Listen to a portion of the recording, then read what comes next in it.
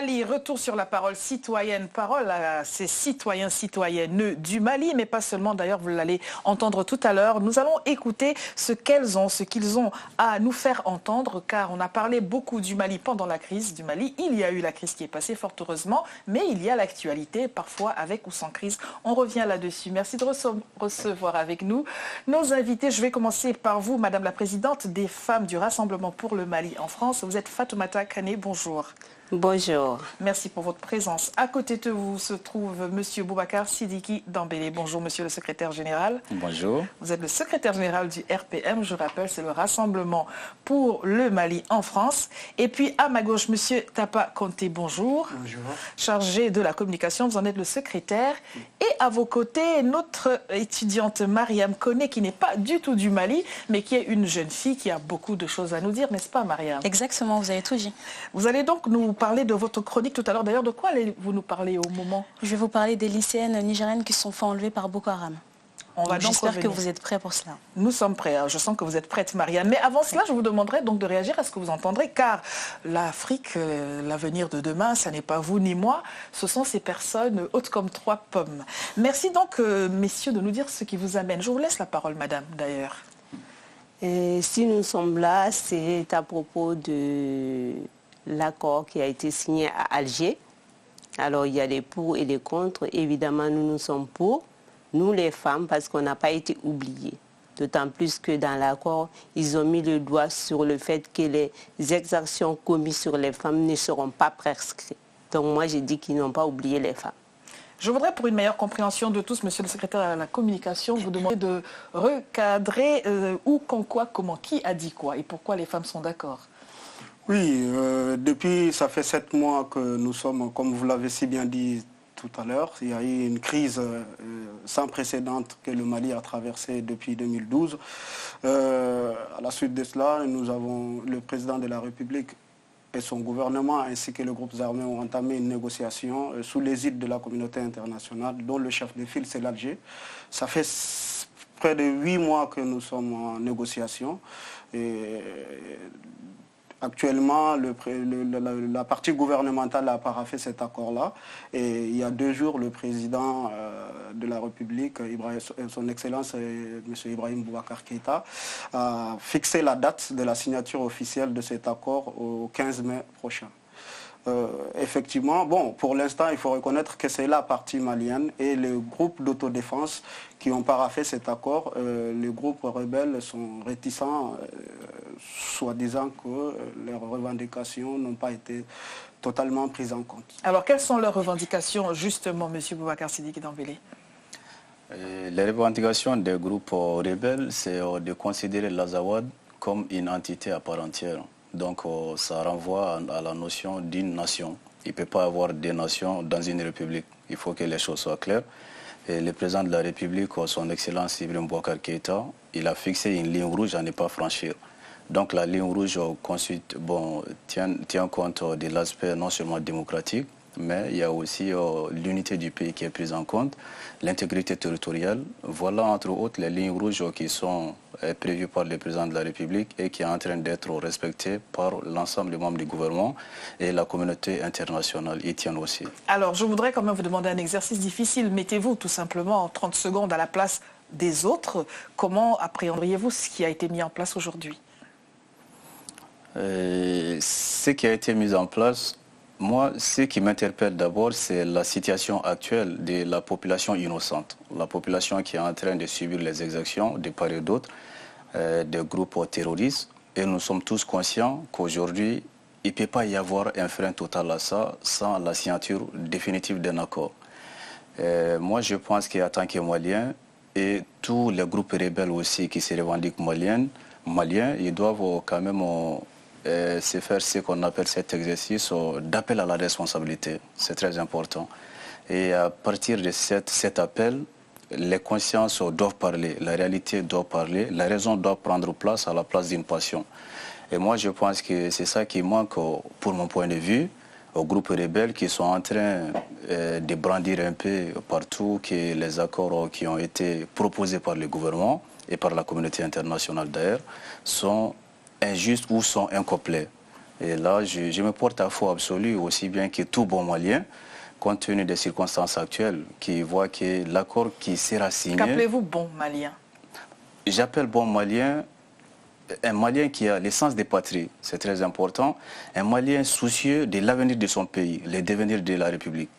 Et tout ça, c'est très important. Moi, je pense vraiment que l'exercice actuel, la démarche actuelle des groupes rebelles ne va pas nullement vers cette démarche citoyenne et vers cette démarche patriotique. Madame, alors vous l'avez dit, vous êtes la présidente des femmes et vous dites on est d'accord parce que, est-ce que c'est parce que vous êtes partisane, est-ce que votre parole est vraiment objective, est-ce que c'est parce que vous êtes de l'avis du parti au pouvoir que vous émettez cette déclaration-là? En tant que femme, vous savez que dans les deux bords, il y a des femmes, il y a aussi des enfants et Mariam tout à l'heure nous donnera son point de vue de jeune fille sur tout ce que font les grandes personnes par-dessus la tête des enfants. On est d'accord, on n'est pas d'accord, on est rebelle, on n'est pas rebelle, on est avec le pouvoir, on est contre le pouvoir, mais la vérité est que et les femmes et les enfants ne tirent pas nécessairement leur épingle du jeu. Qu'est-ce qui vous a convaincu afin que vous puissiez adhérer à ce rassemblement, madame? Ce qui m'a convaincu, c'est que maintenant, pendant toutes sortes de terrorisme ou exactions, ou dans n'importe quel pays d'Afrique, les femmes sont prises comme des jouets. Ils sont pris comme des moyens d'échange.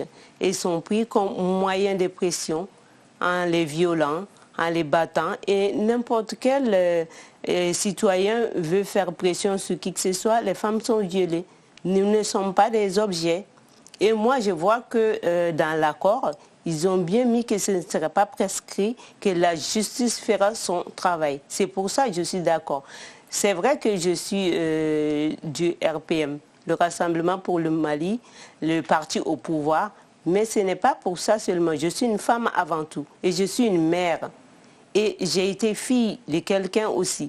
Donc les exactions commises sur les femmes ne sont pas du tout dans le sens de l'islam. Ça n'a rien à voir avec l'islam. L'islam protège les femmes, l'islam protège les jeunes filles, l'islam protège tout le monde. Mais ce n'est pas en commettant des viols sur les femmes, les considérer comme des objets, les considérer comme des monnaies d'échange. Moi, je ne suis pas d'accord. Et je suis sûre que pas mal de femmes, aucune femme d'ailleurs dans le monde entier ne sera d'accord avec ça. C'est pour ça, avec cet accord qui a mis le doigt là-dessus, que ce ne serait pas prescrit. C'est ça qui m'a fait que moi, j'ai dit, ils ont pensé aux femmes. Ils ont pensé, il y a pas mal de monde qui a eu un lourd tribut, mais les femmes sont l'avenir d'un pays parce que c'est nous qui mettons les enfants au monde. Est-ce que vous pensez qu'il soit envisageable que les femmes du RPM s'entendent, s'accordent avec les femmes des partis adverses pour des raisons qui leur sont communes? C'est-à-dire qu'au-delà des considérations partisanes, est-ce que les femmes, parce qu'elles sont concernées par les mêmes situations, pourraient s'entendre et permettre que la situation aille vers d'autres directions? Oui, bien sûr. C'est déjà en cours. Les femmes de d'autres bords, il n'y a pas de coloration politique quand il y a ce genre d'exercice sur les femmes. Les colorations politiques, on les met de côté. On est tous des citoyennes maliennes. On est tous des mamans. On est tous des grands-mères. Alors si ce genre de choses se passent, on met nos colorations politiques à part. Hein. On fait front face. Il n'y a pas de politique dans ces histoires-là. Ça, c'est vraiment des crimes qui doivent être punis réellement. Et toutes les femmes sont d'accord avec moi.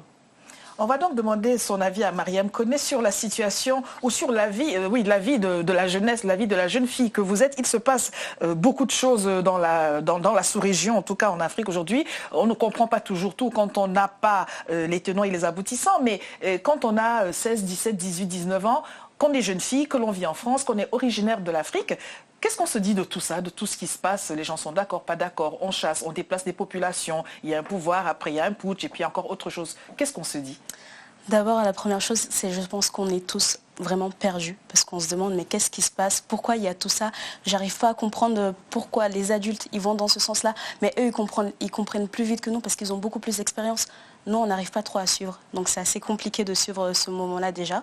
Alors si on arrive pour mieux à s'accrocher à cela, c'est d'abord tout à l'heure vous parliez des accords, enfin de choses écrites, mais je pense que c'est ce que tout le monde, enfin surtout la jeunesse se pose comme question aussi, c'est est-ce que quand c'est écrit, la preuve qu'on a que ce serait vraiment réalisé? Qu'est-ce qui nous prouve que... Est-ce que ça fait une promesse en l'air? Exactement. Je pense que c'est cette question-là que se posent énormément de jeunes. Parce que bon, les adultes, vous pouvez avoir plus confiance parce que vous avez du vécu, vous savez comment ça se passe. Mais nous, les jeunes, on vient d'arriver, on ne comprend pas exactement ce qui se passe. Et donc, si vous nous dites, il y a écrit sur un accord que les femmes seront protégées, quelle est la preuve que nous avons, jeunes filles, pour qu'on fasse confiance à un État qui nous dit qu'on sera protégé, alors que c'est écrit juste sur une feuille de papier? C'est surtout cette question-là que j'aimerais vous poser à vous qui êtes sur le plateau ici.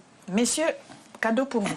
Alors, oui. Est-ce que ça n'est pas des paroles en l'air, des promesses et des ceci et des cela, et la jeunesse a de grands points d'interrogation? Moi, je pense que pour une fois dans l'histoire des rébellions, parce qu'il faut reconnaître qu'au Mali, la rébellion existe depuis 1962, et que de façon cyclique, ça se reproduise.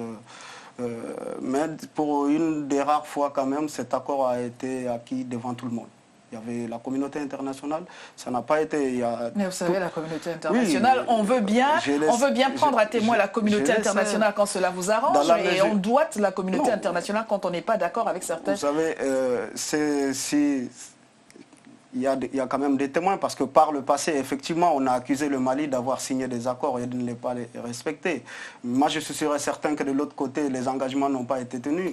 Mais nous avons bonne foi cette fois-ci, cet accord a été fait. Certes, il y a même des Maliens qui ne sont pas des rebelles, il faut le reconnaître, qui s'interrogent sur ce document-là. Mais pardonnez-moi de vous interrompre. Sur la question que posait Mariam, il y a des accords écrits avec témoin ou sans témoin, mais quelle est la garantie que la jeunesse a de ce que les choses vont vraiment être mises en pratique, que ces accords seront respectés? C'est vraiment ça la question. Un accord quand même, c'est un document cadre. C'est un document cadre et ça manifeste. C'est quand même la manifestation d'une volonté politique qui est là de se mettre d'accord. Mais entre la volonté politique et la mise en pratique, il y a... Cet accord, comme je disais, l'utilité en tout cas de la présence de toutes les tendances, de la communauté internationale, des femmes de toutes tendances qui ont été là, c'est une garantie. Je pense qu'on est dans un monde de communication maintenant et il n'y a rien qui se cache. Ça se saura. En tout cas, le gouvernement a pris ses responsabilités en paraphant cet accord-là, même si ça suscite des doutes, et a présenté sa bonne foi et le gouvernement est déterminé à appliquer ces accords-là. Fatoumata Kane, ne redoutez-vous pas qu'à un moment, cette parole d'homme vous laisse en marge, vous femmes, aussi nombreuses que vous puissiez être, en marge de ce qui aura pourtant été écrit, malgré les témoins? Ce ne sera pas la première fois, soit dit en passant. Oui, c'est sûr, mais bon... Je ne voudrais pas me fâcher avec ces messieurs, mais non, il faut dire ce qui est. C'est sûr, les messieurs, Dieu seul sait ce qui se passe dans la tête, mais bon, on comptera vraiment sur le fait qu'il y aura une armée qui va nous protéger. Une armée forte qui va être mise en place et une justice qui sera là et l'opinion des autres qui nous aidera si jamais il y a lieu. Que Dieu nous garde, qu'il n'y ait rien du tout, mais bon, rien n'est sûr comme vous dites. Alors quand on dit qu'on pourrait être projeté, c'est un lapsus révélateur, les femmes devraient-elles attendre protection de ces accords que les hommes signent entre eux? Devraient-elles commencer à penser à mettre en place une protection plus fiable pour elles-mêmes, puisque comme vous l'avez dit, elles sont les premières victimes de toutes ces exactions? Et puis j'aimerais bien vous entendre sur la question de Mariam Koné, jeune de son état. Oui, moi je suis de tout cœur avec Mariam, d'autant plus que les mamans et les jeunes filles, on va tous dans le même sens. Si elle s'inquiète, nous on est plus inquiètes plus que les jeunes. Parce que avant même qu'elles aient atteint l'âge de quoi que ce soit, on s'inquiéterait pour leur avenir.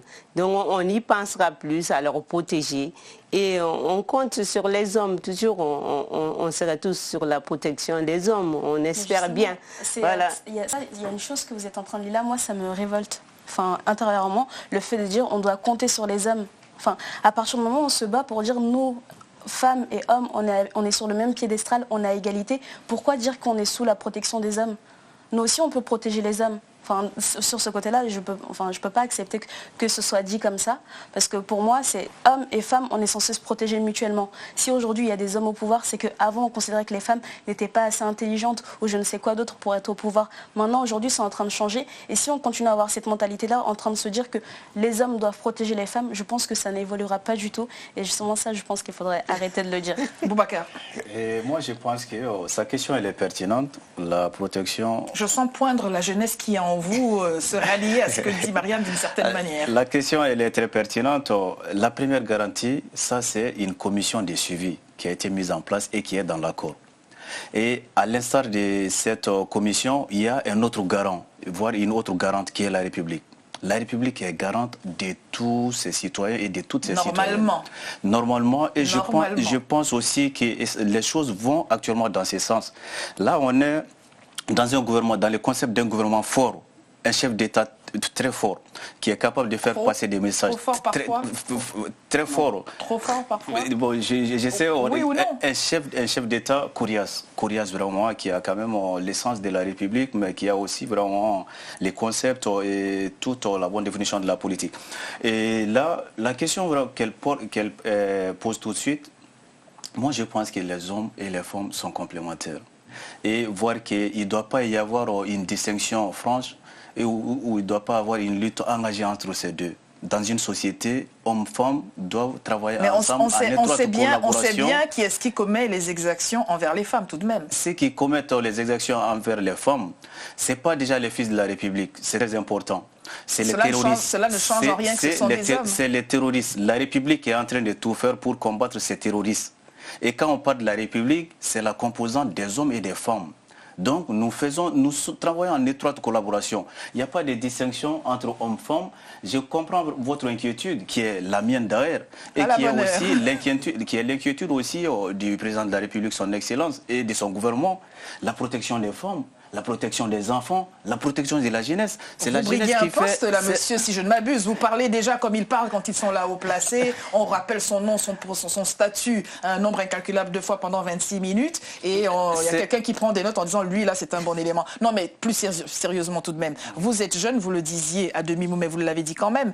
Premièrement, est-ce que vous pensez que les femmes doivent attendre des hommes qui ont déjà montré les limites de leur aptitude à vouloir les protéger, parce qu'elles deviennent de la chair à canon? Et là, on va sortir du Mali, parce que tout cela n'est pas seulement dans une bulle. Le Mali est frontalier d'autres pays, il y a d'autres réalités. Est-ce qu'on peut, premièrement, prendre en compte la situation des femmes seulement de manière isolée, seulement parce qu'on appartient à un parti au pouvoir, alors qu'on voit bien autour de nous qu'il y a des réalités dramatiques? Et la question des femmes n'a nullement été occultée par le gouvernement. Ça, c'est très important de rappeler.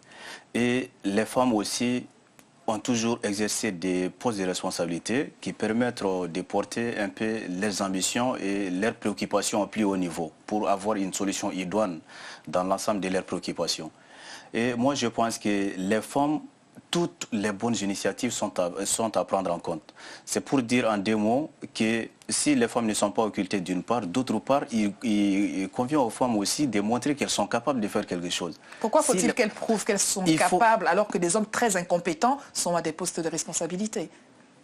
J'ai pas homme très incompétent, je me méfierais vraiment de ces termes. Pourquoi faut-il que les femmes fassent preuve de quoi que ce soit alors qu'on voit bien des incompétents qui sont à des postes de responsabilité, ça et là? Bon, pas dans notre cas de figure en tout cas, ça c'est sûr. Et les cas qui est le Mali, sinon si nous prenons l'Afrique de façon générale, il ne faut pas trop se voiler la face. Nous savons que les femmes intellectuelles, ça date il n'y a pas très longtemps, en Afrique en tout cas. Elles viennent juste d'avoir un cerveau alors. Non, pas d'avoir un cerveau. Nous savons que les femmes intellectuelles, il n'y a pas beaucoup.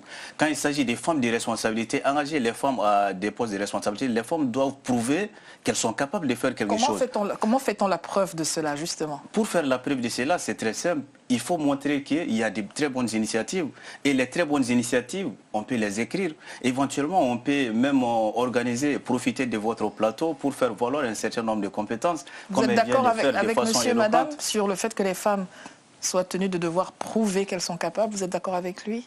Oui, mais ça ne m'étonne pas. Les femmes, elles ont toujours été à ce niveau-là, être obligées de prouver. Des fois, on fait plus que les hommes, même si à compétence égale ou à connaissance, ou même intellectuellement, si on est plus évolué que les hommes, on est obligé de faire plus. Ça ne changera pas d'aujourd'hui. Ça viendra. Aujourd'hui, on ne sait pas. Est-ce que ça viendra, est-ce que ça ne viendra pas? Le futur proche, Mariam, c'est vous. Alors avant que de rentrer dans le sujet que vous vouliez nous proposer, quel commentaire à ces questions, à ces réflexions qui ont pu, tant bien que mal, répondu ou ne pas répondu à votre question? Alors, ce qu'il y a tout premièrement, je pense que, enfin, moi je le ressens comme ça en tant que jeune fille, c'est qu'on a l'impression que vous avez vraiment appris mot pour mot, enfin, vous savez déjà ce que vous devez répondre à telle ou telle question. Et dès qu'il y a une question qui est posée, qui n'est pas dans votre cours, c'est comme un cours d'histoire par exemple, quand on est au lycée ou au collège, on demande d'apprendre ton cours et le professeur te pose telle question, dès que la question elle est tournée d'une manière différente, on n'arrive plus à y répondre. Et j'ai l'impression, vous, que c'est un peu la même chose. Vous avez tout préparé, vous savez y répondre quoi parce que vous savez qu'il y a la population qui attend ça, elle va poser telle ou telle question. Vous avez tout préparé, vous avez tout écrit à l'avance. Et dès qu'elle vous pose une question où vous vous retrouvez déstabilisé, vous essayez de retrouver, après vous sautez par-dessus la question sans y répondre, vous faites le contour. Pour moi, la question que j'ai posée, vous n'y avez pas répondu concrètement. Au début, quand vous avez commencé à parler, vous avez commencé à y répondre, ensuite vous avez contourné. Parce que vous n'arrivez pas à trouver la réponse. Et je pense qu'il y a énormément de jeunes qui se retrouvent dans le même cas que moi, parce qu'on pense que les adultes, justement, puisque vous êtes mûrs, vous savez énormément plus de choses, vous ne vous limitez pas à apprendre quelque chose par cœur, vous le savez déjà, et vous devez nous répondre, mais vous ne faites pas ça. Dès que c'est pas dans vos engagements, vous contournez la chose. Et ça, je trouve, c'est très dérangeant pour la jeunesse d'aujourd'hui. Mariam, mais c'est pas que... Alors, tout le monde veut vous répondre là pour le coup. C'est bien. Alors, clairement, quand même. Clairement, ce oui. que je veux dire. Pas sans démagogie ni quoi que ce soit. Sans démagogie, oui. c'est que c'est l'éternel combat entre les journalistes et les politiques. Ah non, c'est pas les journalistes, là, c'est une jeune personne qui veut savoir des adultes des questions, on a les questions, celui qui répond, il a ses réponses, malheureusement. La jeunesse vous interpelle, qu'est-ce que vous leur répondez? La première des choses, la première protection que l'on peut avoir vis-à-vis des femmes, d'abord, c'est d'empêcher les guerres. Parce que quand il y a des guerres, elles sont les premières victimes avec les enfants. Même quand il n'y a pas les guerres, je peux aussi vous confirmer qu'elles sont victimes quand même. Bien sûr que ça existe. Et c'est un combat de tous les jours. C'est un combat qui concerne notre civilisation, notre génération. Ce n'est pas dans un seul pays, ce n'est pas seulement en Afrique, même en Europe. Est-ce que c'est parce que c'est en Europe ainsi qu'on peut non, c'est pas ça. Je veux dessus. dire que c'est un combat global, général, que nous devons tous mener ensemble. D'où l'objectif, comme on disait tout à l'heure, il a parlé de l'accord, l'engagement c'est tout faire parce qu'on voit dans toute cette zone-là, ce sont la même nébuleuse terroriste qui opère. Vous vouliez répondre à Mariam, madame? Oui, moi je vais dire à Mariam, il faudrait que Mariam comprenne qu'on vient de très loin. La femme africaine vient de très très très loin. Il y a quelques années, on ne serait pas sur ce plateau-là, c'est sûr. Donc on vient de très loin. Il ne faut pas croire que les adultes, tu peux dire les hommes, mais les femmes, non. On pense à protéger nos enfants. Quand j'ai dit les adultes, j'incluais surtout ces deux. Voilà. Vous, donc les femmes pensent déjà à protéger les enfants avant même qu'elles naissent. Oui. Voilà. Déjà, les jeunes filles, on pense à les protéger avant même leur naissance. Donc là, franchement, nous, les Africains, on vient de très très loin. Justement, on a un combat à mener. Et ce n'est pas aujourd'hui qu'on va s'arrêter. Alors, très bien. On ne s'arrêtera pas. Si vous êtes d'accord, je voudrais, si vous êtes d'accord, quand même laisser Mariam nous présenter son sujet, parce qu'elle avait préparé quelque chose qui, d'une certaine manière, fait écho ou pas à ce que vous avez présenté. Et vous réagirez s'il nous en reste le temps, d'ailleurs. Mariam vous écoute. Oui, donc je vais aller très vite. Alors, moi, j'avais envie de vous parler aujourd'hui, ma chronique, elle porte sur l'enlèvement des 276 lycéennes ligériennes qui ont été enlevées par Boko Haram. Donc tout le monde s'en rappelle, c'était il y a 1 an et quelques jours plus exactement. Et donc ces jeunes filles, jusqu'au jour d'aujourd'hui, 1 an après les événements, on en a retrouvé 57. Elles n'ont pas été retrouvées d'ailleurs, elles se sont échappées.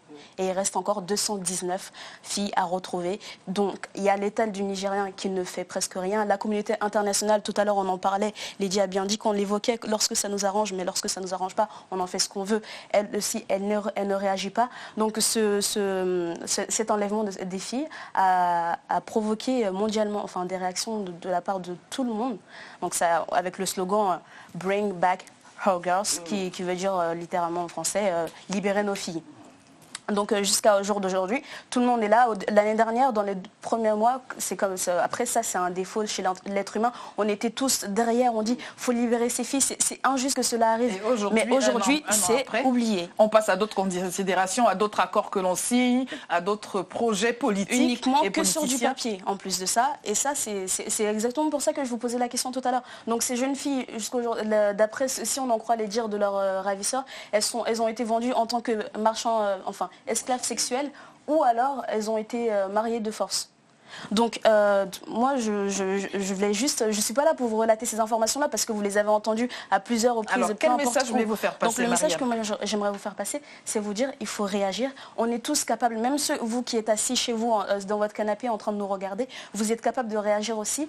Levez-vous, dites-vous, oui, donc, on doit faire comprendre à l'État que nous, ça nous touche. La situation de ces jeunes filles-là ne nous est pas insensible. Donc, on se bouge, on va dans la rue, comme l'a fait très bien Michelle Obama depuis le tout début.